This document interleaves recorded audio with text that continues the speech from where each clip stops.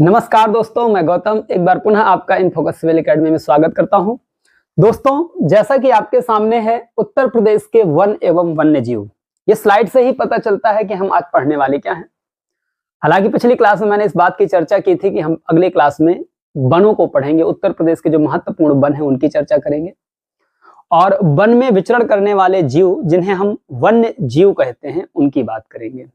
तो आज हम देखते हैं कि उत्तर प्रदेश में वन कितने प्रकार के पाए जाते हैं, उनका वितरण किस प्रकार से किया गया है, इसकी चर्चा करेंगे। इसके अलावा हम यहां पर यह भी देखेंगे कि कुछ वनीय उत्पाद हैं, अर्थात वनों से जो उत्पाद प्राप्त किए जाते हैं, जैसे बीड़ी कैसे बनती है। तो वनों के कुछ ऐसे विशेष पौधे होते हैं, उनके पत्तों से बीड़ी का निर्माण किया जाता है, ठीक है ना। ऐसे ही कई सारी चीजें, जैसे लाख का उत्पादन वनीय उत्पाद के तौर पे देखा जाता है, लाख से चूड़ियों का निर्माण किया जाता है। ऐसे कई सारी चीजें हैं, बेंत वगैरह, कुर्सी, मेज, फर्नीचर, ये सारी चीजें वनीय उत्पाद के अंतर्गत ही आती हैं, अर्थात वनों से प्राप्त लकड़ी का उपयोग करके ही इन चीजों का निर्माण किया जाता है। तो वनीय उत्पाद को देखेंगे। इसके अलावा हम वन विकास योजनाओं की भी चर्चा करेंगे, अर्थात उत्तर प्रदेश में वन के विकास से संबंधित कुछ अगर महत्वपूर्ण योजनाएं हैं सरकार के द्वारा संचालित, उनकी चर्चा करेंगे। साथ ही हम वन्य जीवों की बात करेंगे। वन्य जीव बहुत ही महत्वपूर्ण टॉपिक साबित होगा आपके लिए, क्योंकि हर एक एग्जाम में यहां से एक क्वेश्चन तो श्योर होता है। उत्तर प्रदेश में अगर कोई एग्जाम हुआ और वन्य जीवों से क्वेश्चन न पूछा गया तो ये थोड़ा सा नाइंसाफी होगी उस एग्जाम की, और 100% इस एग्जाम में भी पूछे जाएंगे, एक क्वेश्चन तो श्योर है यहां से आना। इसलिए चूंकि बहुत सारी चीजें इसके अंतर्गत आ जाती हैं वन्य जीवों के अंतर्गत, इसी टॉपिक में हमें नेशनल पार्क को पढ़ना होगा कि उत्तर प्रदेश में आखिरकार कितने नेशनल पार्क हैं। यहीं पर हमें टाइगर रिजर्व को देखना होगा कि उत्तर प्रदेश में कितने टाइगर रिजर्व हैं। यहीं पर हमको वन्य जीव विहारों की बात करनी होगी, उत्तर प्रदेश में कितने वन्य जीव विहार हैं और वो हैं तो कहां पर हैं, उनकी लोकेशंस क्या हैं। यहीं पर हम बात करेंगे आपको पक्षी विहार की। तो इन सभी बातों की चर्चा आज के इस वीडियो में होने वाली है।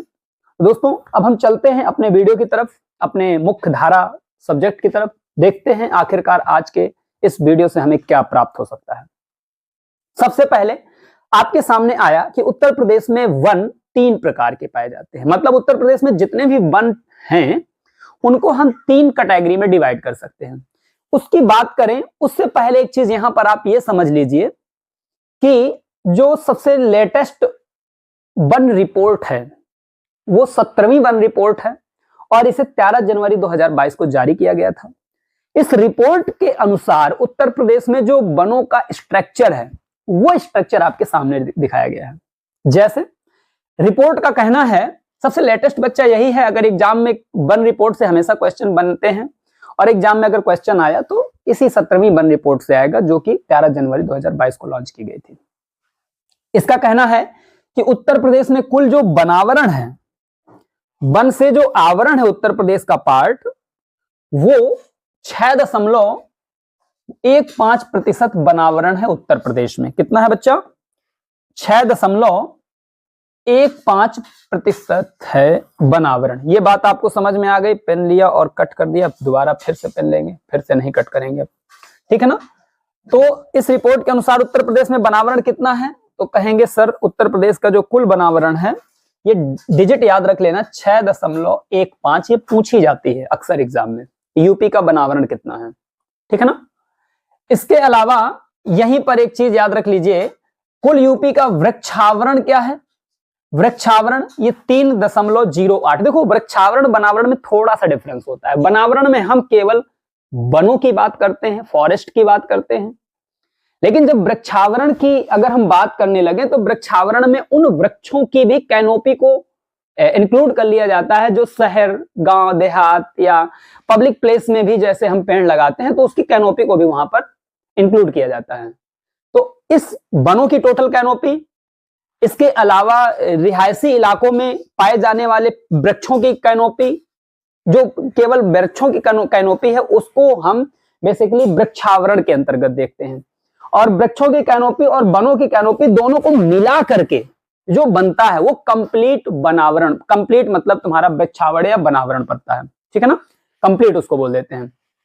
तो उत्तर प्रदेश में वनावरण कितना है 6.15%, और कुल वृक्षावरण कितना है 3.08%। यहां पर एक शब्द का यूज किया है मैंने, कैनोपी। कैनोपी, कैनोपी का मतलब समझिए क्या होता है, ये बड़ा इंपॉर्टेंट है। जब आप वन गणना कर रहे होते हो तब इस समय इस कैनोपी शब्द की जरूरत बहुत ज्यादा आपको पड़ती है। देखिए, आपने वृक्ष देखा होगा, जैसे ऐसे वृक्ष होता है और वृक्ष में कई सारी ब्रांचेस होती हैं, इस तरीके से कई सारी ब्रांचेस निकलती हैं, और जितनी ज्यादा ब्रांच होंगी वृक्ष में उतनी बड़ी कैनोपी बनेगी वृक्ष की, ठीक है ना। जैसे पीपल की कैनोपी बहुत बड़ी होती है, बरगद की कैनोपी और भी ज्यादा बड़ी होती है, वहीं पर खजूर की कैनोपी छोटी सी होती है। कैनोपी होती क्या है, ऊपर का ये जो छतरा होता है वृक्ष के ऊपर से दिखने, वृक्ष का ऊपर से आप व्यू लो, ऊपर से जो छतरी दिखेगी वृक्ष की, कंप्लीट छतरी जो दिखेगी उसे वृक्ष की कैनोपी कहते हैं, ऊपर की छतरी। अर्थात वृक्ष कितने इलाके का, अगर वृक्ष के ऊपर से 90 डिग्री से अगर हम प्रकाश डालें तो जमीन में वो कितना सर्किल बनाएगा, जमीन में वो कितना जगह को कवर करेगा, छाया कवर करेगा, वह उसकी क्या कहलाती है, कैनोपी कहलाती है। और जब हम वृक्ष की गणना करते हैं, वनावरण और वृक्षावरण की गणना करते हैं किसी क्षेत्र विशेष में, तो हम नीचे से नहीं कभी करते, गणना हमेशा सैटेलाइट के माध्यम से की जाती है। और सैटेलाइट जितने इलाके की छाया को इंक्लूड करता है, जितना उसको दिखता है, उस हिसाब से फिर हम गणना करते हैं और वनावरण और वृक्षावरण को हम बता पाते हैं। तो ये सैटेलाइट की जनगणना होती है, सैटेलाइट की गणना के द्वारा ऐसा पता किया जाता है। कैनोपी मतलब समझ गए ना, कैनोपी का मतलब होता है उसकी छतरी, वृक्ष की छतरी कितनी बड़ी है। और जितनी बड़ी छतरी होती, छतरी बड़ी कब होगी, जब उसमें ब्रांचेस ज्यादा होंगी, अगर ब्रांच होंगी नहीं तो छतरी कहां से बड़ी होगी, ठीक है ना। तो इसकी बात आपको समझ में आ गई होगी कि यूपी का वनावरण कितना है 6.15% है, कुल वृक्षावरण कितना है 3.08% है। इतनी बात समझ में आ गई। अगर मैं कहूं वन प्रतिशत वाले जिले उत्तर प्रदेश में कौन से हैं, मतलब सबसे ज्यादा यूपी में 1% कहां पर पाया जाता है, तो देखो ये आपको दिख रहा होगा, ये जो आपको मैंने गोला बनाया, दिस इज सोनभद्र। ये क्या है, सोनभद्र डिस्ट्रिक्ट है। ये उत्तर प्रदेश का सोनभद्र जिला है, जो उत्तर प्रदेश के सबसे दक्षिणी जिला के तौर पे जाना जाता है, ठीक है ना। उत्तर प्रदेश का ये जिला दक्षिणी जिला के तौर पे जाना जाता है सोनभद्र। और सोनभद्र ही एक ऐसा जिला है जहां पर उत्तर प्रदेश में सबसे अधिक मात्रा में क्या पाए जाते हैं, वन परसेंटेज है। अगर वन का परसेंटेज सबसे ज्यादा की मैं बात करूं कहां है, तो कहेंगे सर ये आपका उत्तर प्रदेश के सोनभद्र डिस्ट्रिक्ट में पाता है। दूसरा वन परसेंटेज सबसे ज्यादा कहां है, चंदौली के पास है। चंदौली कहां है, तो बच्चा सोनभद्र से सीमा लगती है चंदौली की, चंदौली से सीमा लगती है गाजीपुर की, और गाजीपुर से सीमा लगती है बलिया की, ठीक है ना। तो सोनभद्र सबसे ज्यादा बनावरण वाला 1% वाला जिला है। उसके बाद चंदौली दूसरा सबसे अधिक 1% वाला जिला है। तीसरा नंबर फिर पीलीभीत का आता है, और पीलीभीत बच्चा यहां पर है। पीलीभीत की सीमा आपका लगती है लखीमपुर खीरी से, ठीक है ना। और उसके बाद फिर मिर्जापुर है। तो इनको याद रख लीजिएगा, सोनभद्र, चंदौली, पीलीभीत, मिर्जापुर उत्तर प्रदेश के सबसे अधिक प्रतिशत वन वाले जिले हैं। क्लियर हो गया ना, इतने में कोई दिक्कत। अच्छा, न्यूनतम 1% किन जिलों में है, अगर न्यूनतम 1% की बात करें तो सबसे कम 1% में जो है भदोही का नाम आता है। भदोही कहां पे है, ये आपका यहां पर पड़ता है भदोही, ठीक है ना। मिर्जापुर के ऊपर डायरेक्शन में भदोही आपको मिल जाएगा, ठीक है ना। संत रविदास नगर इसे कहते हैं, भदोही इसका दूसरा नाम है, ठीक है। एक संत कबीर नगर है, एक संत रविदास नगर है। ये दोनों ही उत्तर प्रदेश के पूर्वांचल के जिले हैं, संत कबीर नगर और संत रविदास नगर, ठीक है ना। संत रविदास नगर को भदोही कहा जाता है, जबकि संत कबीर नगर है। तो संत जो रविदास नगर है जिसे भदोही, जिसका मैं देखो संत कबीर रविदास नगर यहां पर है और संत कबीर नगर आपका यहां पर है। भदोही जिसे हम संत रविदास नगर भी कहते हैं, यह न्यूनतम 1% वाला जिला है उत्तर प्रदेश का। दूसरा की अगर बात करूं तो मैनपुरी है, और तीसरे की बात करूं तो देवरिया है। देवरिया कहां पर है, तो देवरिया देखो ये आपका महाराजगंज इधर पड़ता है, महाराजगंज के बाद ये कुशीनगर, और कुशीनगर के नीचे फिर देवरिया, और देवरिया के नीचे पड़ता है बलिया, ठीक है ना। तो देवरिया, बलिया, कुशीनगर ये सब इस तरफ पड़ते हैं। सबसे कम 1% आपका भदोही में है, दूसरा आपका कहां पे है, मैनपुरी में है, ठीक। इसके बाद अधिकतम वन क्षेत्रफल, मतलब वन क्षेत्रफल सबसे ज्यादा कहां है, तो ये पहला नंबर सोनभद्र का आता है, दूसरा नंबर लखीमपुर खीरी का आता है, तीसरा नंबर मिर्जापुर का आता है, फिर पीलीभीत और फिर बुंदेलखंड का एक जिला है चित्रकूट। ठीक है ना, अर्थात बुंदेलखंड के केवल एक जिला अर्थात चित्रकूट में सबसे अधिक मात्रा में क्या पाए जाते हैं, वन क्षेत्रफल पाया जाता है।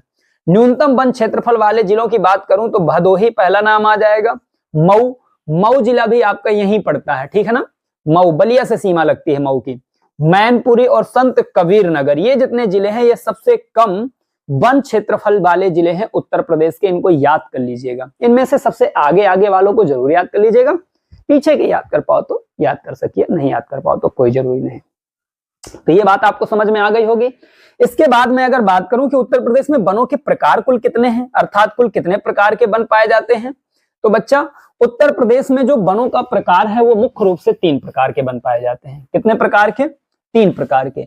एक तो वन कहलाते हैं उष्ण कटिबंधीय नम पर्णपाती वन, ठीक है ना, दूसरे जो कहलाते हैं उष्ण कटिबंधीय शुष्क पर्णपाती वन, एक ये नम पर्णपाती हैं और ये शुष्क पर्णपाती हैं, और तीसरे प्रकार के जो वनीय क्षेत्र है वो कटीली झाड़ियां हैं उत्तर प्रदेश में जो पाई जाती हैं। अब अगर मैं बात कहूं कि उष्ण कटिबंधीय नम पर्णपाती वन कहां पाए जाते हैं, तो सिंपल सी बात है, ये कौन सी पट्टी है, भाभर तराई पट्टी।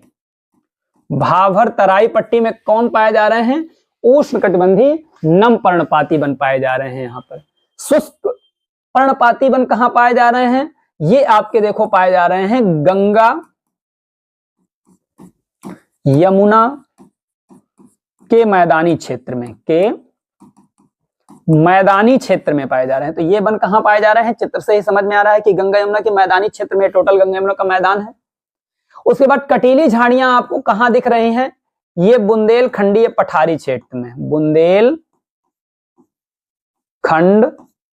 पठारी क्षेत्र, पठारी क्षेत्र में जो है आपका कटीली झाड़ियां आपको दिखाई दे रही हैं। तो ठीक है ना, तो वन अगर आपसे पूछ लिया जाए उत्तर प्रदेश में कुल कितने प्रकार के वन पाए जाते हैं, तो आप जवाब दे दोगे कि 3 प्रकार के उष्ण कटिबंधीय नम पर्णपाती, सीधे आप बोल देना नम पर्णपाती, शुष्क पर्णपाती और कटीली झाड़ियां, बस। अच्छा, नम पर्णपाती और शुष्क पर्णपाती में थोड़ा सा अंतर होता है, उनके वृक्षों के स्टाइल में थोड़ा सा अंतर होता है। जैसे जो उष्ण कटिबंधीय नम पर्णपाती वन है उनमें से जैसे महुआ, इसको काट दो, जामुन, बांस, बेंत, गूलर, पलास ये उत्तर प्रदेश का पुष्प है, मेन मतलब यहाँ का राज्य पुष्प, सेमल, साल, ये जितने भी वृक्षों के नाम मैंने लिखे हैं ये सारे के सारे उष्ण कटिबंधीय नम पर्णपाती वन हैं। कई बार नाम पूछ लेता है आपका।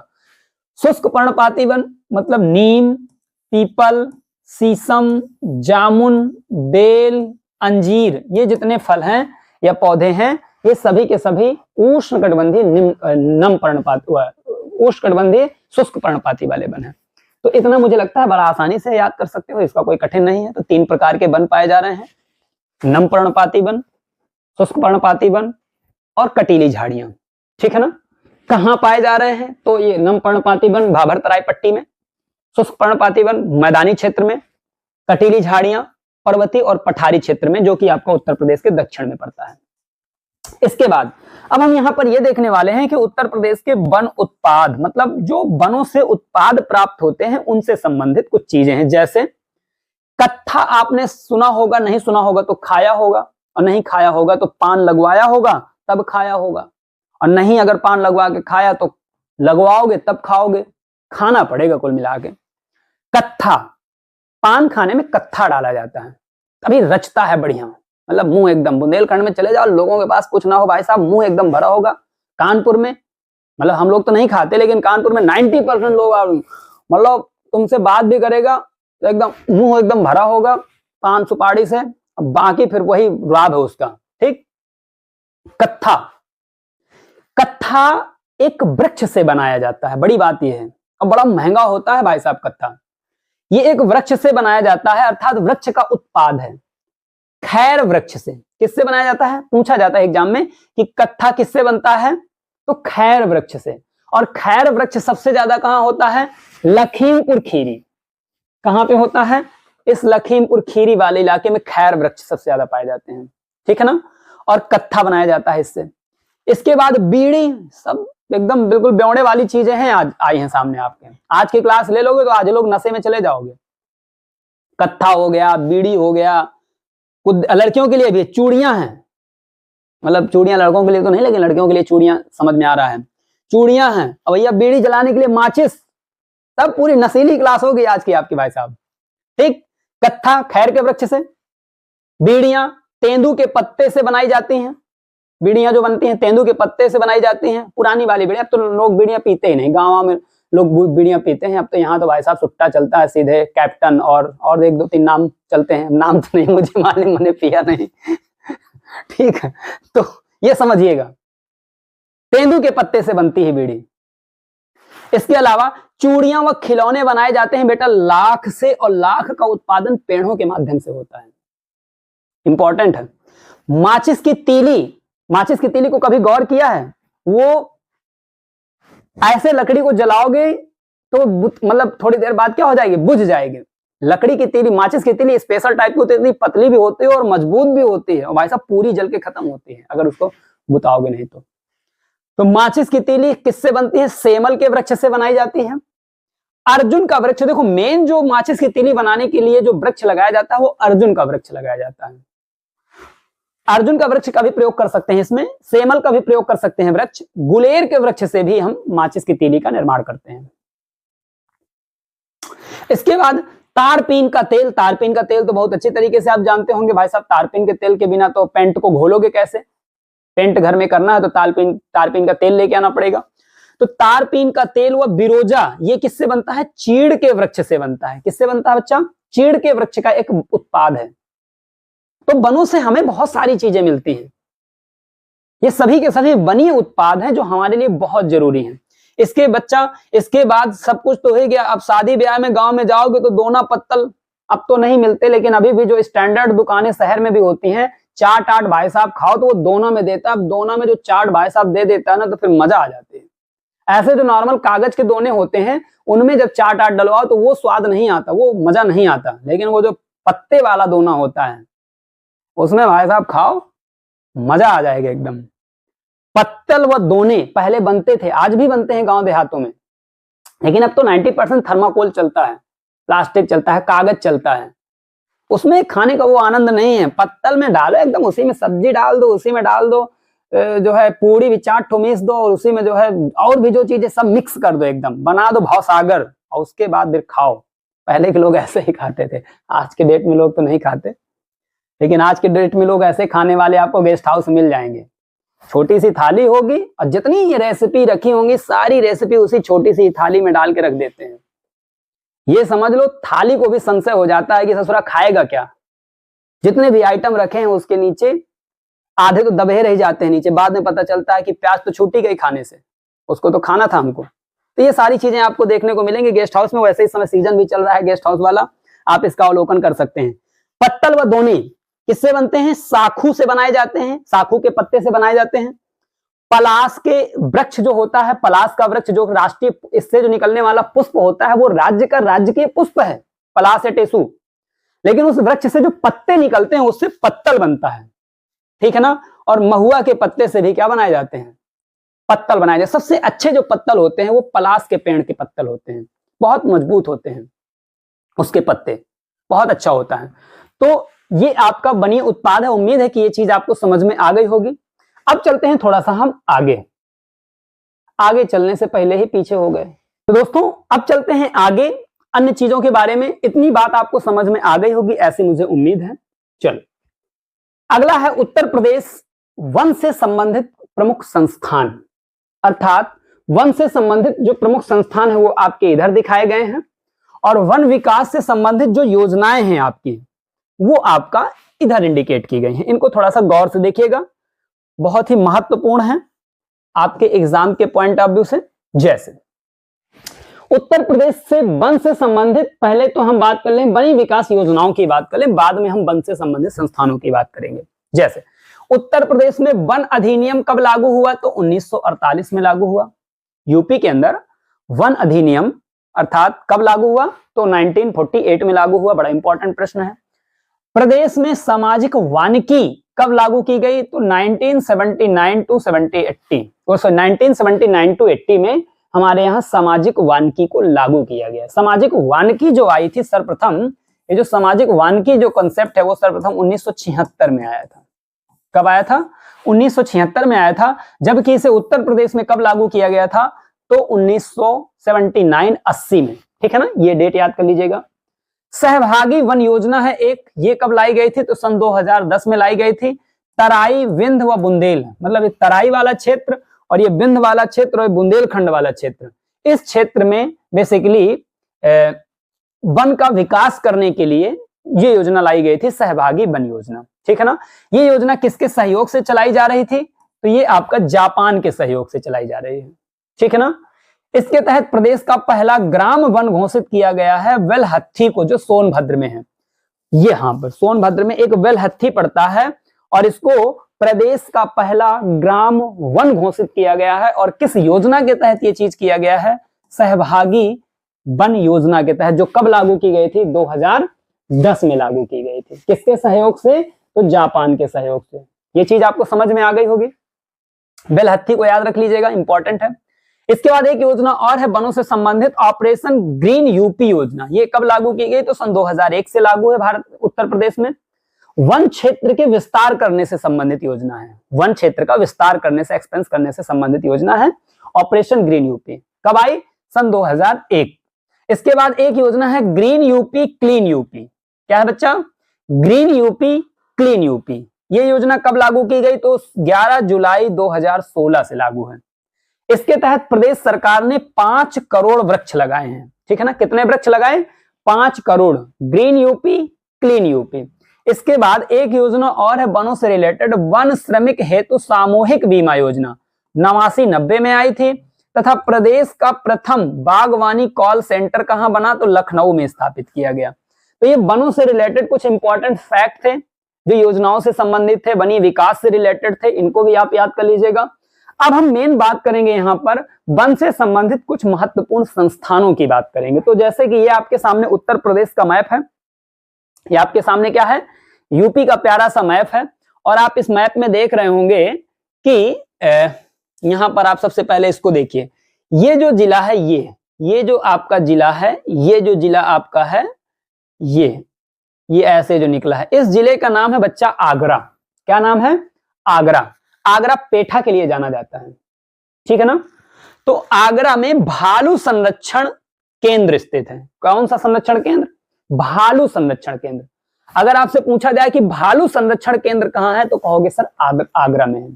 ठीक है ना, पेठा खा के भालू जैसे होता है, जैसे ज्यादा पेठा किसी को खिला दोगे तो भालू जैसा हो जाएगा। तो भालू का संरक्षण केंद्र कहां है? आगरा में स्थित है। अच्छा, मोर संरक्षण केंद्र कहां है? तो आगरा के ऊपर है, मथुरा। तो मोर संरक्षण, मोर तो समझ ही जाओगे, मथुरा कैसे याद रखोगे? मोर अर्थात भगवान श्री कृष्ण का सबसे प्रिय पक्षी मोर। और मोर कहां है? मथुरा में। और भगवान श्री कृष्ण का सबसे अच्छा स्थल वृंदावन। वृंदावन किसके अंदर आता है? मथुरा के अंदर आता है। गोकुल किसके अंतर्गत आता है? सब मथुरा के अंतर्गत आता है। ये भगवान श्री कृष्ण से संबंधित जितनी चीजें हैं ये सब मथुरा जिले के अंतर्गत आती हैं। प्राचीन काल में भी मथुरा के अंदर ये सब चीजें आया करती थी और इनका जो हेडक्वार्टर हुआ करता था मथुरा हुआ करता था। ठीक है ना, तो मथुरा मोर संरक्षण केंद्र याद हो जाएगा बड़े आसानी से। इसके बाद हाथी संरक्षण एवं देखभाल केंद्र, ये भी कहां है? मथुरा में है, इंपॉर्टेंट है। हाथी संरक्षण एवं देखभाल केंद्र भी कहां पे है? मथुरा में है। इसके बाद यहीं पर पीछे देखो, इसके पीछे आपका ग्रेटर नोएडा है, चित्र के पीछे देखिएगा, यहां पर नाइट सफारी चालू की गई है और ये देश की पहली नाइट सफारी है। मतलब ना रात में जाकर के भाई साहब घूम सकते हो, देख सकते हो, मौज काट सकते हो। ठीक है ना, नाइट सफारी ये कहां पे है? ग्रेटर नोएडा में है। कोई पूछे आपसे नाइट सफारी अभी हाल ही में कहां पर स्थापित की गई है? अभी हाल ही में स्थापित की गई है, करंट ही का क्वेश्चन था। ये कहां पर है? ग्रेटर नोएडा में। ठीक है ना, रात में यहां पर जाकर के आप भ्रमण कर सकते हो, मजा ले सकते हो। ठीक, इसके बाद यहां पर एक लायन सफारी है और ये कहां पर है? ये इटावा। ये नाइट नहीं है, दिन ही में जाके यहां पर शेरों का भ्रमण करोगे, शेरों को मजा लोगे, शेरों को देखोगे। ठीक है ना, ये लायन सफारी है। ये कहां पे है? इटावा में। जबकि नाइट सफारी कहां है? नोएडा में, ग्रेटर नोएडा में। ये पूछी जा सकती है एग्जाम में, इंपॉर्टेंट है। या तो फिर मैच करने के लिए आ जाएगा कि कौन सी चीज को मैच करिए, किस जिले में पड़ता है, ये सारी चीजें। इसके बाद यहां पर याद रखना घड़ियाल प्रजनन केंद्र कहां है, तो घड़ियाल प्रजनन केंद्र आपका लखनऊ में है। देखो ये जो ऐसा है चिरौंजा टाइप का, ये अपना है प्यारा कानपुर, जहां से इनफोकस सिविल एकेडमी संचालित हो रही है। उसके बगल में पड़ता है ये बच्चा कानपुर देहात, बिल्कुल बगले में। उसके बगल में बच्चा ये पड़ता है आपका उन्नाव, और उन्नाव के सीमा ही साझा करता है लखनऊ, ठीक। और लखनऊ में ही कौन है, घड़ियाल प्रजनन केंद्र। कौन सा बच्चा, घड़ियाल प्रजनन केंद्र कहां है, लखनऊ में। जबकि घड़ियाल सबसे ज्यादा पाए कहां जाते हैं, तो चंबल नदी में पाए जाते हैं। वो कहां है, इटावा वाले क्षेत्र में प्रवाहित होती है, यहां पर घड़ियाल सबसे ज्यादा पाए जाते हैं। प्रजनन केंद्र कहां स्थापित है, ये लखनऊ में स्थापित है। क्लियर हो गया ना। इसके बाद याद रखना काले हिरण हेतु प्रशिक्षण केंद्र कहां पर है, तो ये 2 जगह है। काले हिरणों के लिए प्रशिक्षण केंद्र उत्तर प्रदेश में 2 जगह स्थापित है, ये अलीगढ़ और प्रयागराज। तो ये जो चित्र आपके सामने है ये प्रयागराज है, जिसे इलाहाबाद के नाम से भी जाना जाता था। और अलीगढ़ आपका, अलीगढ़ का ताला वो आपका यहां है, छुपा हुआ है इसके पीछे, यहां पर अलीगढ़ है, मथुरा से सीमा लगती है, ठीक है ना। तो ये आपका काले हिरण के लिए प्रशिक्षण केंद्र आपका प्रयागराज और अलीगढ़ में है। उम्मीद है ये पॉइंट आपको समझ में आ गए होंगे। लायन सफारी कहाँ है, नाइट सफारी कहाँ है, भालू संरक्षण केंद्र कहाँ है, मोर संरक्षण केंद्र कहाँ है, हाथी संरक्षण केंद्र कहाँ है, घड़ियाल प्रजनन केंद्र लखनऊ के कुकरैल में है, याद रख लेना, कुकरैल शब्द इंपॉर्टेंट है, ठीक है ना। तो ये बात आपको समझ में आ गई होगी। अब चलते हैं थोड़ा सा आगे और देखते हैं आगे क्या है। आगे यहां पर सबसे इंपॉर्टेंट पॉइंट है जीव, वन्य जीव। क्या बच्चा, वन्य जीव, बहुत इंपॉर्टेंट स्लाइड है, इसको बड़ा गौर से देखिएगा, पॉज करके आराम से इसको पढ़िएगा, इसमें कंटेंट बहुत महत्वपूर्ण है। चलो आ जाओ बच्चा तुम नीचे। देखो इसमें हमें क्या पढ़ना है, वन्य जीवों को पढ़ना है। वन्य जीव मतलब वाइल्ड लाइफ। वाइल्ड लाइफ का मतलब जंगल के रहने वाले जानवर। हम लोग वाइल्ड लाइफ तो है नहीं, हम लोग तो बढ़िया घरों में रह रहे हैं, बढ़िया अच्छी जगहों में रह रहे हैं। वाइल्ड लाइफ अर्थात जो मनुष्य के नियंत्रण से दूर हो, फिर वो चाहे पौधा हो और फिर वो चाहे जीव हो, सब कुछ क्या है, वाइल्ड। वाइल्ड मतलब जंगली, और लाइफ मतलब जीवन, अर्थात जंगल का जो जीवन व्यतीत कर रहे हैं वो सब वाइल्ड लाइफ ही है, याद रखना, ठीक है ना।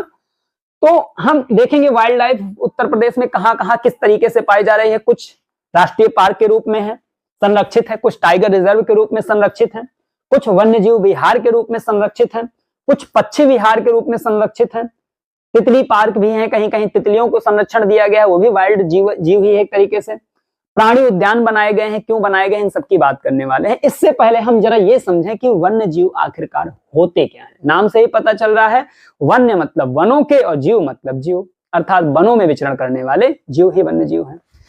परिभाषा में इसमें कहा जा सकता है कि वन्य जीव वे सभी प्राणी, क्या बच्चा, वे सभी प्राणी तथा पादप, इसमें प्राणी भी आएंगे और पौधे भी आएंगे, वे सभी वह प्राणी पादप आते हैं जो मनुष्य के नियंत्रण और प्रभुत्व से दूर अपने प्राकृतिक वास में रहते हैं। जो अपने प्राकृतिक वास में रह रहे हैं वो सभी के सभी क्या हैं, वन्य जीव हैं, अर्थात वाइल्ड लाइफ।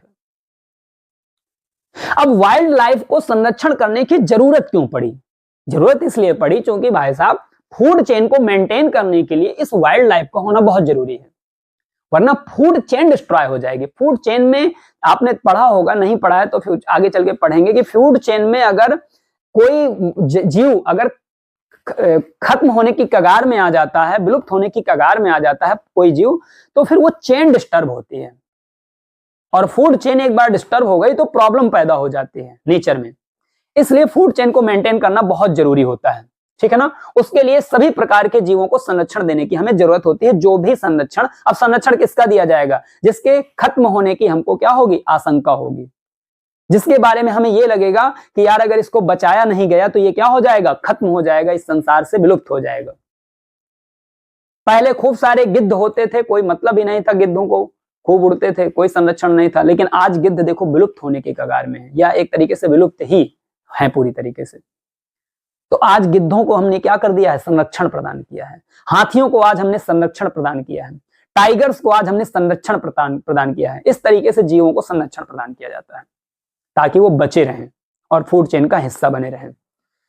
तो वर्तमान में आप देख रहे होंगे कि उनका अवैध क्या होता है, शिकार होता है तथा उनके साथ अत्याचार होता है। इसी चीज को ध्यान में रखते हुए इनके संरक्षण की बात की जाती है। क्लियर। अब देखो, जो जीवों का संरक्षण किया जाता है वो दो प्रकार से किया जाता है। इस संसार में जो भी जीव का संरक्षण किया जाता है वो दो तरीके से होता है। एक तो तरीका ये है कि आप किसी जंगल में जो जीव रह रहे हैं, आप उस जंगल को ही बाउंड्री खिंचा दो चारों तरफ से, या मतलब एक तरीके से बाउंड्री कर दो, तार से बाउंड्री कर दो या किसी चीज से बाउंड्री कर दो, पूरे जंगल को ही चारों तरफ से बाउंड्री कर दो, और अब वो जो जीव रह रहे हैं उसको रहने दो, अंदर किसी को जाने मत दो। एक ये तरीका हो गया।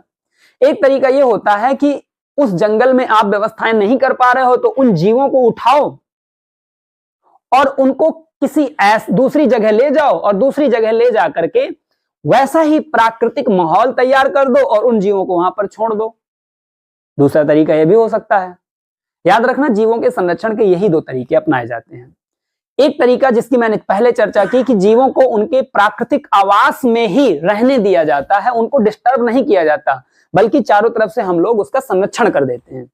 इस प्रकार किए गए जीव के संरक्षण को स्वस्थानीय संरक्षण कहते हैं या इन सीटू कंजर्वेशन कहते हैं। अर्थात इसमें क्या होता है, जीवों को उनके प्राकृतिक आवास में ही संरक्षित कर दिया जाता है। जो जहां रह रहे हैं उनको वहां ही संरक्षित कर दिया जाता है, माहौल को क्रिएट कर दिया जाता है। दूसरा होता है बाह्य स्थानीय, जिसे एक्स-सीटू कहते हैं। इसके तहत क्या होता है, उस प्राकृतिक स्थान से जीव को किसी दूसरी जगह ले जाया जाता है और वहां पर उस जीव के हिसाब से माहौल तैयार किया जाता है और वहां पर उसको क्या कर दिया जाता है, छोड़ दिया जाता है। तो इस प्रकार के जो संरक्षण कहलाता है, कंजर्वेशन कहलाता है, उसे बाह्य स्थानीय एक्स-सीटू कंजर्वेशन कहते हैं। अच्छा, स्वस्थानीय कंजर्वेशन के तहत हम क्या क्या स्थापित कर सकते हैं? राष्ट्रीय उद्यान बना सकते हैं। राष्ट्रीय उद्यान कहीं अलग नहीं बनाया जाता, बड़े बड़े जंगल होते हैं, उसी को हमने बोल दिया राष्ट्रीय उद्यान हो गया। लो, अब राष्ट्रीय उद्यान हो गया तो अब उसमें सरकार खर्चा करेगी, पैसा, संरक्षण की व्यवस्थाएं तैयार करेगी, फोर्स लगाएगी, ये वो करेगी, जो भी करना चाहेगी करेगी, ठीक है ना। राष्ट्रीय उद्यान बना दिया। अभ्यारण्य बना देते हैं, सेंचुरी, ठीक है ना। जीव मंडल आरक्षित क्षेत्र, ये सबसे बड़े क्षेत्र होते हैं। देखो, एक जीव मंडल आरक्षित क्षेत्र या बीएसआर, देखो भारत में टोटल 18 बीएसआर हैं इस समय। जीव मंडल आरक्षित क्षेत्र केवल 18 ठो हैं। ये समझ लो सबसे बड़े प्राकृतिक स्थल होते हैं। अगर कोई आपसे कहा जाए कि सबसे बड़े प्राकृतिक स्थल किसे कौन होते हैं इनमें से, राष्ट्रीय उद्यान, अभ्यारण्य, जीव मंडल, ये सारी चीजों में से, तो सबसे बड़े एरिया में होते हैं जीव मंडल आरक्षित क्षेत्र।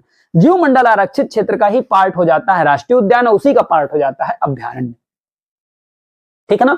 और इनसे जो छोटे स्टाइल में होते हैं उन्हें वन्य जीव व पक्षी विहार इस टाइप से अलग अलग, पक्षी विहार में केवल पक्षी मिलेंगे, पक्षियों की प्रजातियां मिलेंगे। वन्य जीव अलग अलग जीवों के लिए हो सकते हैं। इसमें कई प्रकार के जीव एक जगह रह सकते हैं। तितली पार्क, मतलब ये ऐसे पार्क बनाए जाते हैं जहां तितलियों को ही लिए स्पेशल संरक्षण दिया जाता है। जूलॉजिकल पार्क, प्राणी उद्यान, ये भी होते हैं, ठीक है ना। तो जरा देखिए, तो स्वस्थानों के अंतर्गत क्या क्या आएंगे? राष्ट्रीय उद्यान आ जाएगा, नेशनल पार्क आ जाता है, अभ्यारण्य आ जाता है अर्थात सेंचुरी आ जाती है, जीव मंडल आरक्षित क्षेत्र अर्थात बायोस्फीयर रिजर्व अर्थात बीएसआर आ जाते हैं। भारत में टोटल कितने बीएसआर हैं वर्तमान में? तो 18 बीएसआर हैं, ठीक है ना। उनमें से क्या कोई यूपी में बीएसआर है? उत्तर प्रदेश में कोनो बीएसआर नहीं है, ठीक है ना। अलौकिक ग्रुप्स तथा झीलें, कई बार झीलों को भी संरक्षित कर दिया जाता है। स्प्रेड ग्रुप्स एंड लेक्स, ये सारी की सारी, देखो इन सारी चीजों में से हमने कहीं अलग नहीं ले गए, उसी जगह पर क्या कर दिया? संरक्षण कर दिया। इसलिए सभी स्वस्थानीय संरक्षण के उदाहरण हैं। वह स्थानीय संरक्षण के उदाहरणों में अगर देखा जाए, इसमें इसके तहत जीवों को उनके प्राकृतिक आवास से दूर किसी विशेष क्षेत्र में उनके प्राकृतिक माहौल को तैयार कर उनका संरक्षण किया जाता है। इसके तहत जंतु उद्यान, जूलॉजिकल पार्क अलग जगह बनाए जाते हैं और वहां पर जीवों को ला करके व्यवस्था तैयार की जाती है। वनस्पति उद्यान, इसमें बॉटानिकल गार्डन, इसमें बड़े एक कहीं जहां भी बॉटानिकल गार्डन होगा वहां पर दूर दूर के वृक्षों को ला करके, विविध प्रकार के वृक्षों को ला करके वहीं पर उनका माहौल तैयार किया जाता है, बाद में उन वृक्षों को पैदा किया जाता है। तो बॉटानिकल गार्डन हो गए। वन्य जीव सफारी, सफारी अफारी आपने देखा होगा, स्पेशल बनाई जाती है, अलग से बनाई जाती हैं। बीज बैंक, यहाँ पर बीजों को संरक्षण दिया जाता है, बीज बैंक। जीन बैंक, जीनों को संरक्षण दिया जाता है, जीन बैंक हो गया। तो ये जितनी चीजें हैं ये हम अलग से बना रहे हैं, जबकि इनको हम अलग से नहीं बना रहे हैं। तो ये जो है ये बाह्य स्थानीय कहलाते हैं अर्थात एक्स-सीटू कहलाते हैं। इतनी बात मुझे लगता है आपको समझ में आ गई। यही दो प्रकार होते हैं जीवों के संरक्षण के। तो अब हम देखने वाले हैं एक एक। सबसे पहले हम राष्ट्रीय पार्क की चर्चा करेंगे। देखो उत्तर प्रदेश में, यहां पर मैंने एक चीज लिखाई है तो राष्ट्रीय पार्क की संख्या उत्तर प्रदेश में केवल एक राष्ट्रीय पार्क है, जबकि टाइगर रिजर्व उत्तर प्रदेश में कितने हैं? 4 हैं। वन्य जीव अभ्यारण्य उत्तर प्रदेश में कितने हैं? 12 हैं। पक्षी विहार उत्तर प्रदेश में कितने हैं? 13 हैं। तितली पार्क कितनी जगह संचालित है? उत्तर प्रदेश में केवल 2 जगह संचालित है। प्राणी उद्यान उत्तर प्रदेश में कितने हैं? तो 3 प्राणी उद्यान उत्तर प्रदेश में है। उत्तर प्रदेश में जितना भी वन्य जीवों से रिलेटेड डाटा था सब आपके सामने स्लाइड में है। अगली स्लाइड में हम यही सब डाटा को मतलब एक्सप्लोर करेंगे एक तरीके से। राष्ट्रीय पार्क जो आपका आएगा दुधवा राष्ट्रीय पार्क, दुधवा नेशनल पार्क, उसका बिल्कुल डिस्क्राइब करेंगे, अंदर जाके उसको देखेंगे, मैप में जाके उसको देखेंगे। टाइगर रिजर्व, चारों टाइगर रिजर्व को विथ मैप एक एक चीज आपको बताने का प्रयास करेंगे। वन्य जीव अभ्यारण्य 12 के 12 मैं एक चुटकी में आपको याद करा दूंगा, आपको दिमाग ही नहीं लगाना पड़ेगा, सारी चीजें याद हो जाएंगी। पक्षी विहार 13 केवल एक बार पढ़ोगे, मैं गारंटी लेता हूं इस क्लास में आपको सारी चीजें याद हो जाएंगी।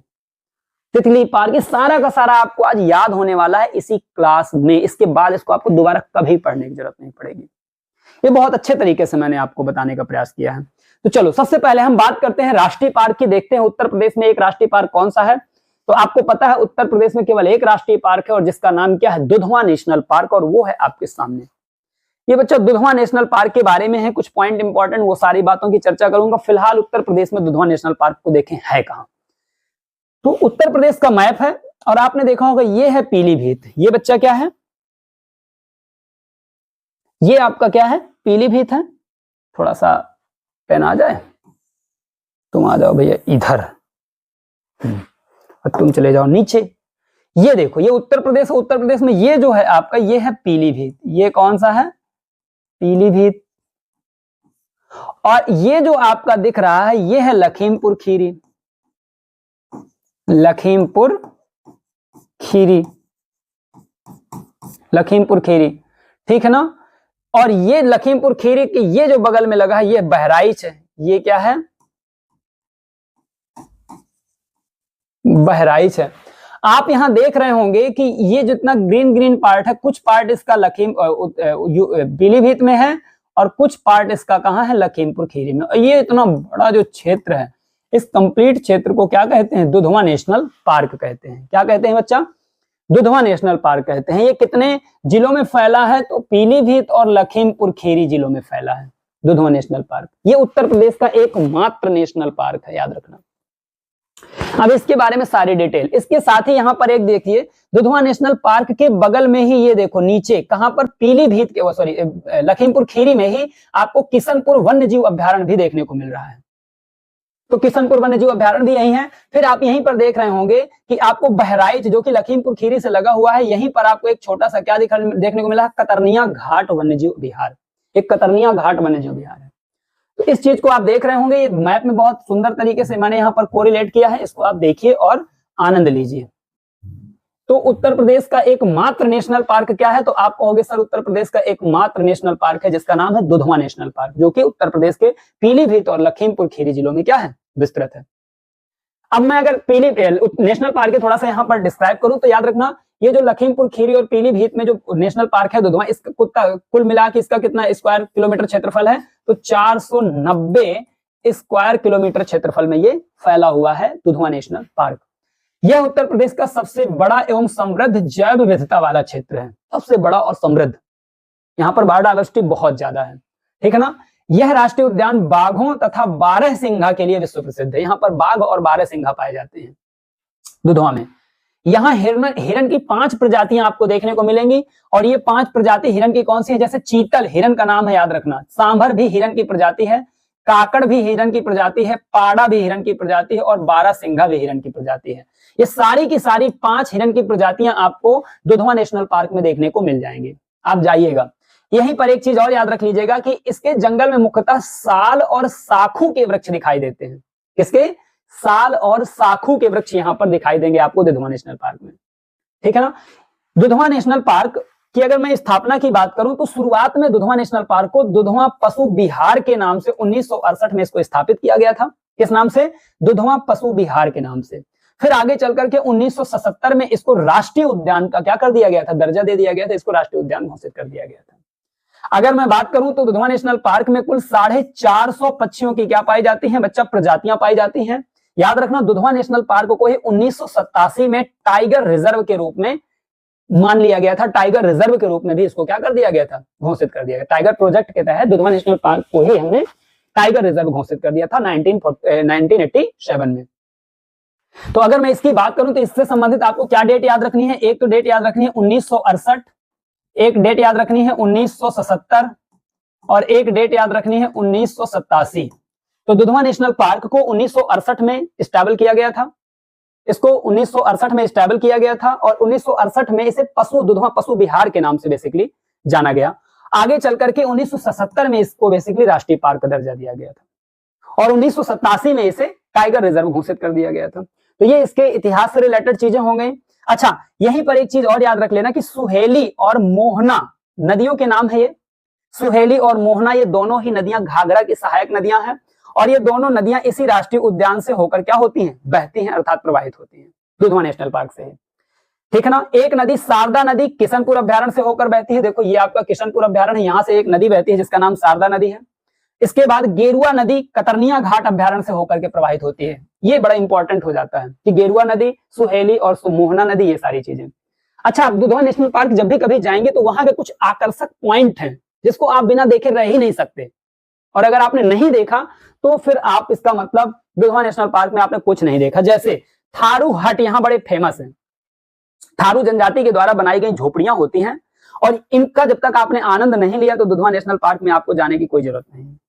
ठीक, तो थारू हट पर्यटकों के रुकने के लिए दुधवा में आधुनिक शैली में थारू हटों का निर्माण किया गया है, झोपड़ियों का निर्माण किया गया है। ट्री हाउस यहाँ पर देखने को मिलते हैं।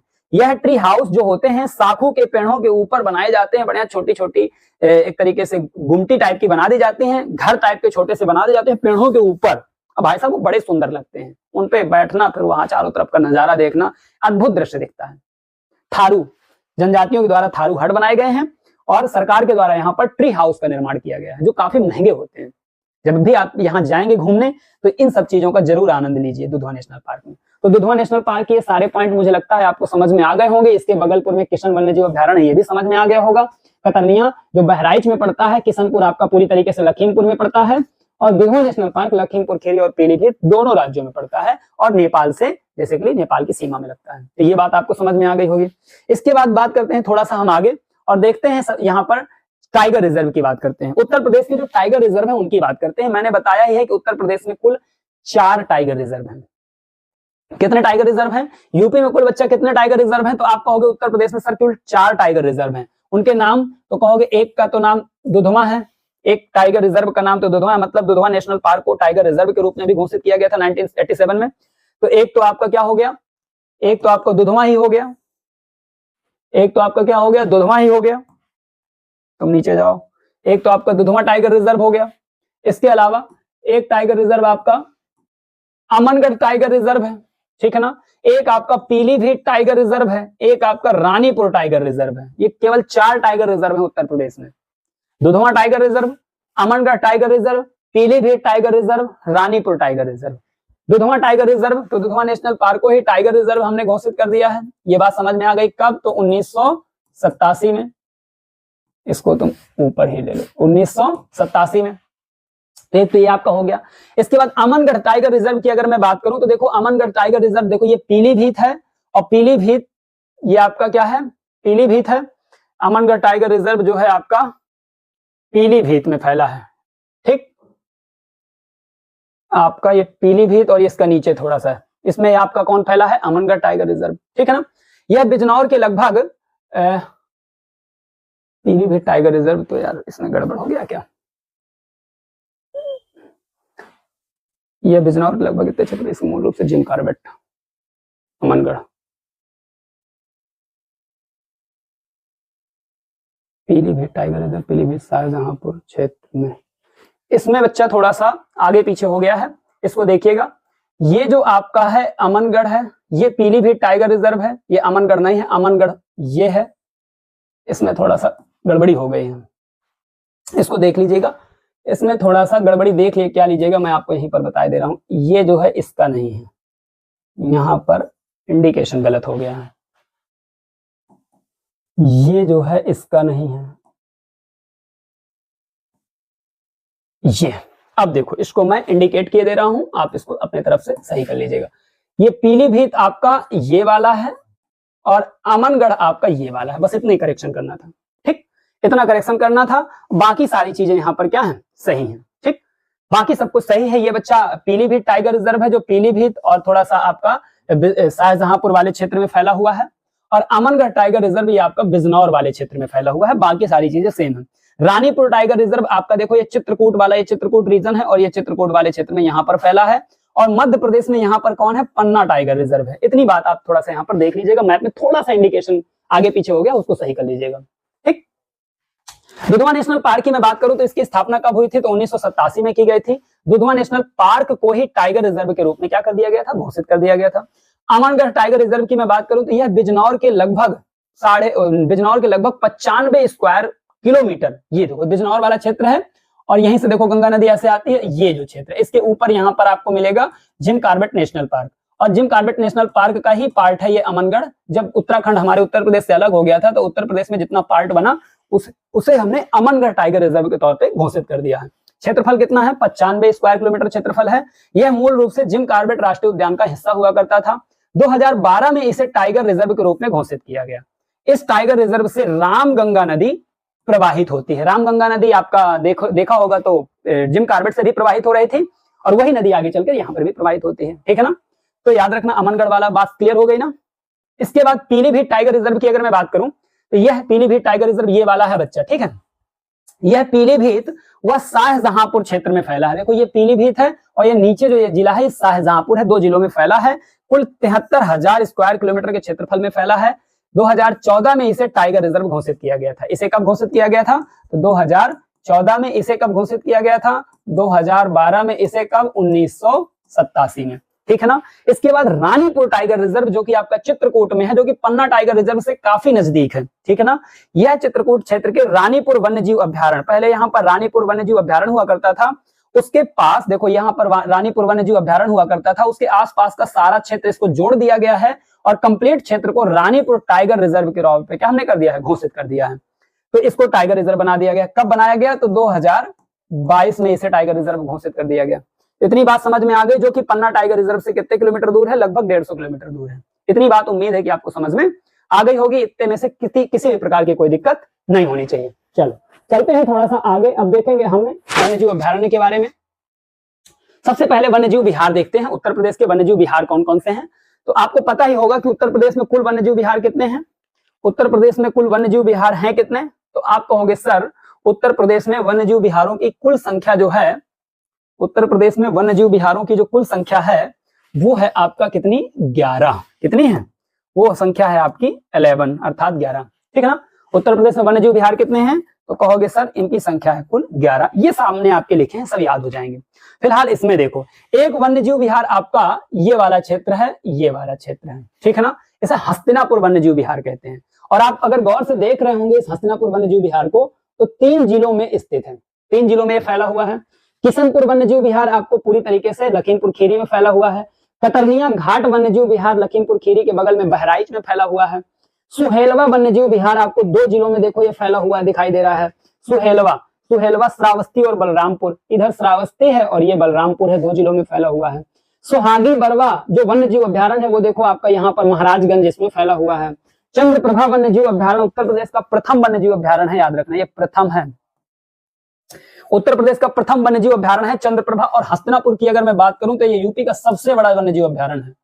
सबसे बड़ा वन्यजीव अभ्यारण्य कौन है, हस्तिनापुर। उत्तर प्रदेश का प्रथम वन्यजीव अभ्यारण्य कौन है, तो चंद्रप्रभा है, जो कि आपका कहां दिख रहा है, देखो सहारनपुर के सोनभद्र के ऊपर ये चंदौली है, चंदौली में है चंद्रप्रभा, ठीक है ना।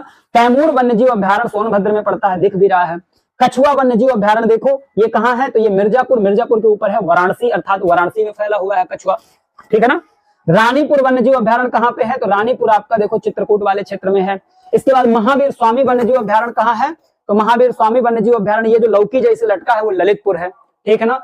राष्ट्रीय चंबल वन्यजीव अभ्यारण्य कहाँ है, तो देखो ये आपका कई राज्यों में फैला है। ये आपका आगरा है, ये इटावा है, ठीक है ना, आगरा इटावा वाले क्षेत्र में, और औरैया ये बगल में औरैया है, आगरा इटावा औरैया, और इसका काफी पार्ट आपका राजस्थान वाले क्षेत्र में भी है। इस तरीके से आपका राष्ट्रीय चंबल वन्य जीव अभ्यारण्य इस इलाके में फैला हुआ है। इतनी बात आपको समझ में आ गई। लोकेशन आपको पूरी तरीके से क्लियर हो गई होंगी। अब मैं इनकी रटने की और याद करने के तरीके पर बताऊंगा। चंद्रप्रभा वन्य जीव अभ्यारण्य की अगर मैं बात करूं तो ये चंदौली में है। कहां है? चंदौली में है, ठीक है ना। चंद्रप्रभा चा से स्टार्ट है, चंदौली चा से स्टार्ट है, याद हो जाएगा आराम से, चंद्र चंदौली।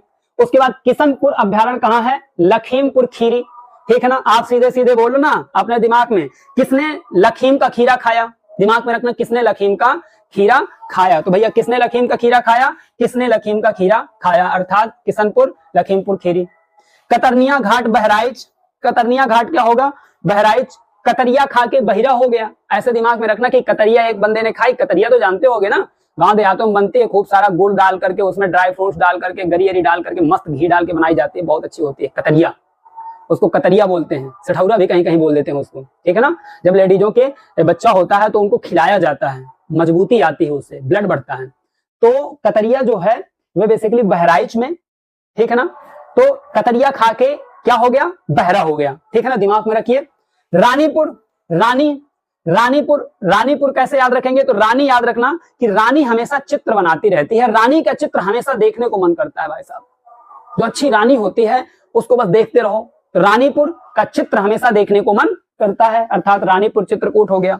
महावीर स्वामी कहां है? ललितपुर। महावीर जो थे, महावीर स्वामी की अगर मैं बात करूं, जैन धर्म के प्रणेता महावीर स्वामी, वो मतलब एक महान पुरुष थे। जैसे गौतम बुद्ध एक महान पुरुष थे, तो उनका जो ललाट है ना, ललाट में हमेशा लालिमा बनी रहती है। ललाट में लालिमा उन्हीं के रहती है जो महान व्यक्ति होते हैं, जिन्होंने बहुत अच्छा तप किया हो।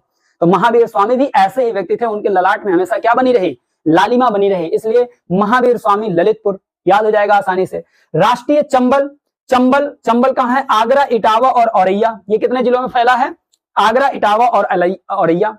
इसको कैसे याद रखोगे? इसको याद रखोगे, कहोगे अगर इतना आए चमन में बल। बोलो, अगर इतना आए चमन में बल। दिमाग में कहना, अगर इतना आए चमन में बल। तो अगर इतना आए चमन में बल मतलब अगर इतना आए चमन में बल, तो चंबल। चमन में बल का मतलब चंबल। अगर मतलब आगरा, आए अगर मतलब आगरा, आए मतलब इतना मतलब इटावा, और आए मतलब औरैया, ठीक है ना। इस तरीके से भी इसको याद कर सकते हो।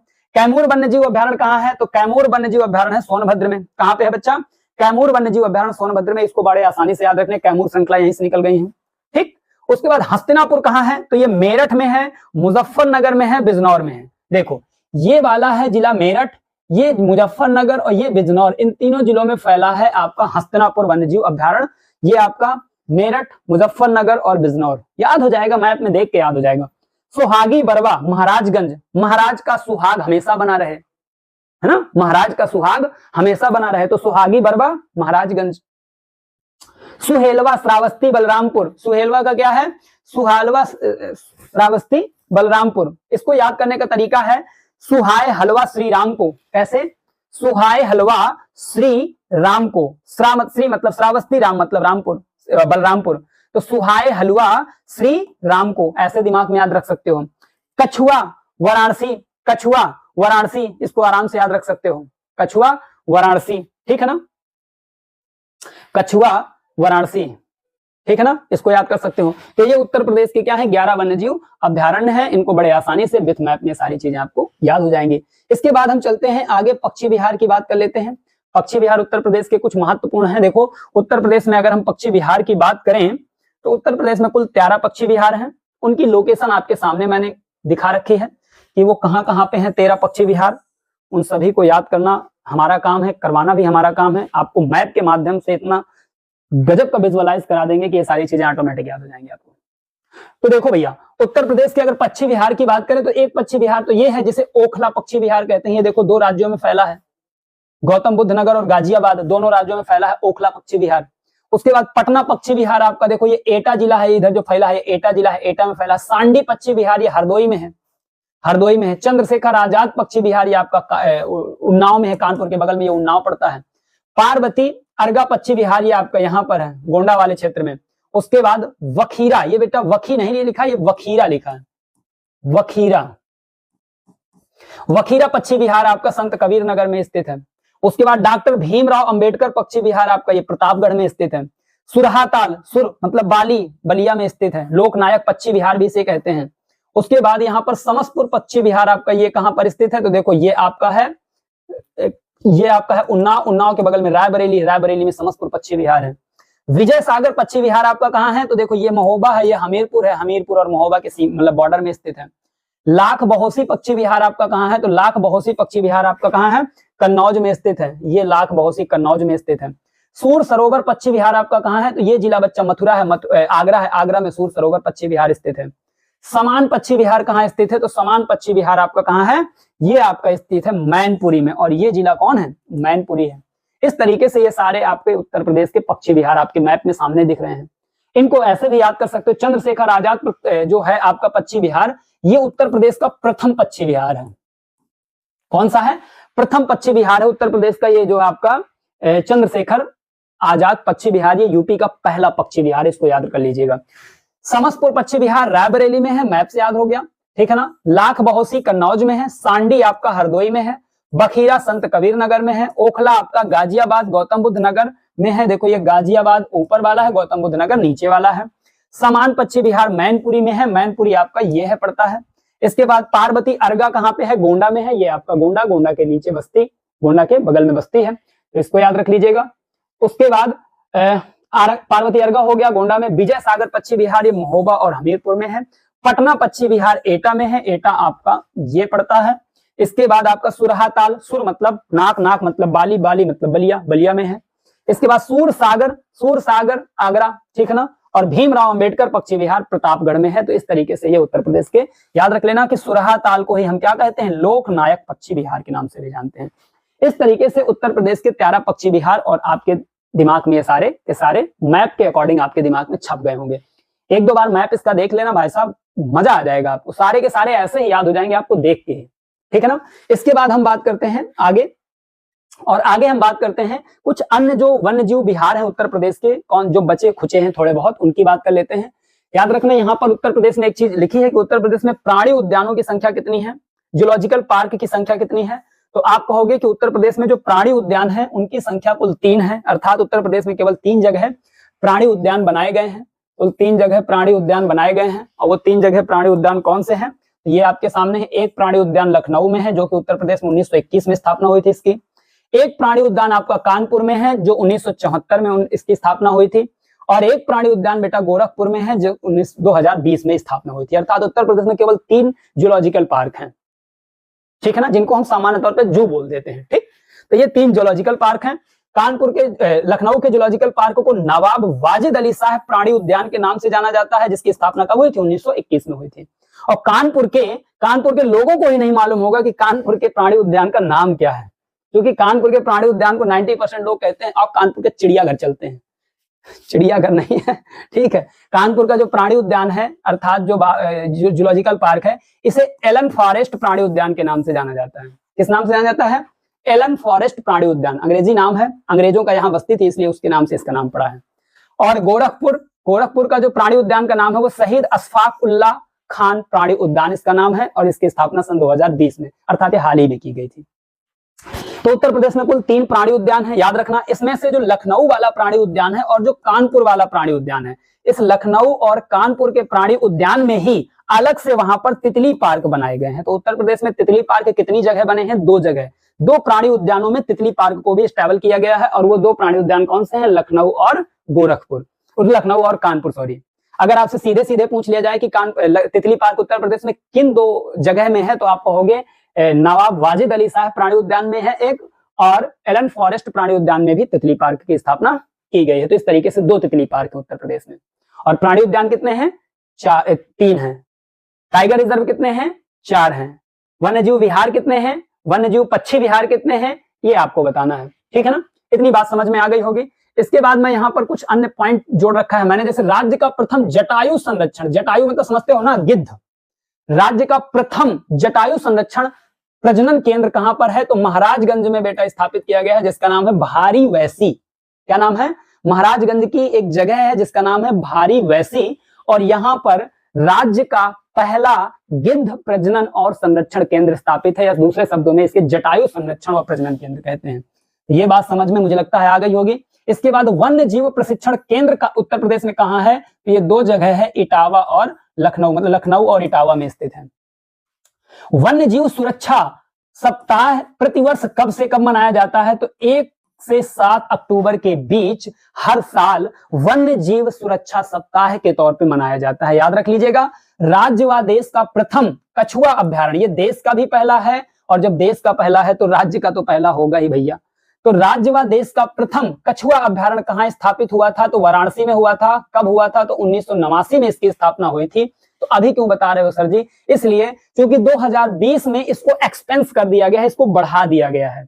ये पहले केवल वाराणसी तक सीमित था, गंगा नदी में ही है। अब इसको क्या कर दिया गया है? प्रयागराज, भदोही व मिर्जापुर के लगभग 30 किलोमीटर गंगा के क्षेत्र में, उस क्षेत्र को कछुआ अभ्यारण्य के तौर पे क्या कर दिया गया है? डिक्लेयर कर दिया गया है। पहले केवल वाराणसी वाले क्षेत्र में गंगा नदी के रीजन को डिक्लेयर किया गया था। अब 2020 में इसका क्षेत्र थोड़ा सा बढ़ा दिया गया है। प्रयागराज, भदोही, मिर्जापुर के मिलन वाला जो क्षेत्र है, आप मैप को देखिएगा, इस कंप्लीट क्षेत्र को बेसिकली हमने कछुआ अभ्यारण्य के तौर पे डिक्लेयर कर रखा है। ठीक है ना? ये लगभग 30 किलोमीटर का क्षेत्र आता है, तो ये भी याद रख लेना। कुकरेल जो कहां है? लखनऊ में है। सारनाथ पता ही है। कुकरेल और सारनाथ में कछुआ प्रजनन केंद्र स्थापित है। कहां पर बच्चा? कुकरेल और सारनाथ में कछुआ प्रजनन केंद्र स्थापित है, जबकि कछुआ अभ्यारण्य वाराणसी में है। ठीक है ना? जिसको अभी बढ़ा करके कहां कहां कर दिया गया? प्रयागराज, भदोही, मिर्जापुर। इसके बाद याद रखना, प्रदेश में काले हिरण के संरक्षण के लिए राज्य में 2 गैर वनीय क्षेत्र संरक्षण केंद्र। गैर वनीय क्षेत्र मतलब ये वन से हट करके प्राइवेट, एक तरीके से गैर वनीय क्षेत्र केंद्र है जिसमें काले हिरण का संरक्षण किया जा रहा है। और वो अलीगढ़ का गभाना क्षेत्र अलीगढ़ में पड़ता है, और प्रयागराज का मेजा कोरवा तहसील है, बेसिकली वो वाला क्षेत्र, मेजा तहसील प्रयागराज में पड़ती है। और इस क्षेत्र को काले हिरण के संरक्षण के लिए निश्चित किया गया है। और याद रखना, ये गैर वनीय क्षेत्र है। ठीक है ना?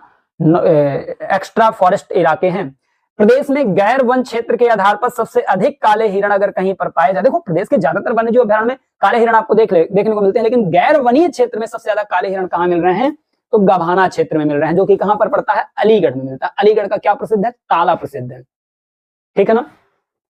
गभाना क्षेत्र में पाए जाते हैं। अच्छा, गंगा डॉल्फिन को राष्ट्रीय जल जीव घोषित किया जा चुका है। और ये कहां मिलती है गंगा डॉल्फिन आपको देखने को? तो प्रयागराज से जो है मिर्जापुर तक आप गंगा नदी में जब देखेंगे तो आपको वहां पर राष्ट्रीय जलीय जीव अर्थात हमारी डॉल्फिन या गंगेय डॉल्फिन आपको देखने को मिल जाएगी। तो उम्मीद है ये बात आपको समझ में बहुत अच्छी आई होगी। अब हम चलते हैं थोड़ा सा आगे, और आगे देखते हैं क्या होगा। आगे कुछ नहीं है बच्चा, आगे अगला टॉपिक है उत्तर प्रदेश में सिंचाई की व्यवस्था। सो आज के इस वीडियो को हम यहीं पर स्टॉप करते हैं। आज का वीडियो आपका यहीं तक था। अगले वीडियो में हम उत्तर प्रदेश की सिंचाई व्यवस्था की बात करेंगे। हम बात करेंगे कि उत्तर प्रदेश में सिंचाई के लिए कौन कौन सी व्यवस्थाएं उपलब्ध हैं। आपको पता ही होना चाहिए कि उत्तर प्रदेश में कुआं, नलकूप, तालाब इत्यादि चीजों से सिंचाई की जाती है। ट्यूबवेल से भी उत्तर प्रदेश में सिंचाई की जाती है। इन सब चीजों की बात करेंगे और सिंचाई से संबंधित जो महत्वपूर्ण योजनाएं हैं सरकार के द्वारा चलाई गई इस क्षेत्र में, उसकी चर्चा करेंगे। तो इसी तरीके के वीडियो को प्राप्त करने के लिए हमारे साथ बने रहिए। इनफोकस सिविल अकेडमी आपके हमेशा साथ रहेगी, बस आप उसके साथ रहो और जोर शोर से उसका नाम ऊंचा करो। तब तक के लिए जय हिंद।